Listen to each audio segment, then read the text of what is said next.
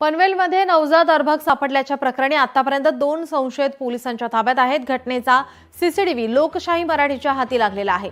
बाळाला सोडून जाणारी महिला सीसीटीव्हीमध्ये कैद झाली आहे। 24 तासांच्या आत पोलिसांनी यातील आरोपींना ताब्यात घेतलं। यात एक महिला आणि एक पुरुष असून प्रेमसंबंधातून हा प्रकार घडला असल्याचं समोर आलेलं आहे। या प्रकरणी पोलीस अधिक तपास करतायत। पनवेलमध्ये नवजात अर्भक सापडलं आणि या प्रकरणी आता पोलिसांनी 2 संशयितांना ताब्यात घेतलेलं आहे। या घटनेचा सीसीटीव्ही लोकशाही मराठीच्या हाती लागलेला आहे।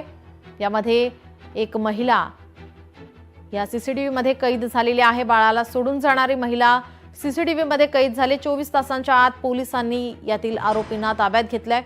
यात एक महिला आणि एक पुरुष असून प्रेमसंबंधातून हा प्रकार घडला असल्याचं समोर आलेलं आहे।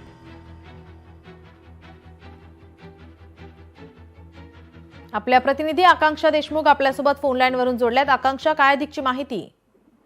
नक्कीच पनवेलमध्ये काल जी घटना घडली होती, एका छोट्याशा बाळाला सोडून त्याची आई पनवेलमध्ये गेली होती आणि अखेर पोलिसांनी शोध घेतला आणि संपूर्ण हे प्रकरण बाहेर आलेलं आहे। पाहायला गेलं तर एक बुरखाधारी जी स्त्री आहे ती आपल्या छोट्याशा बाळाला एका बास्केटमध्ये सोडून जाताना आपल्याला पाहायला मिळत आहे।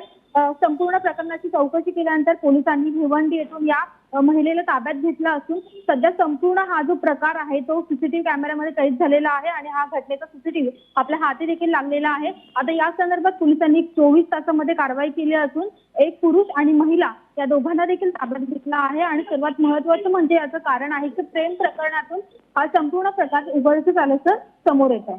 जी, धन्यवाद आकांक्षा, आपण दिलेल्या सविस्तर माहितीसाठी।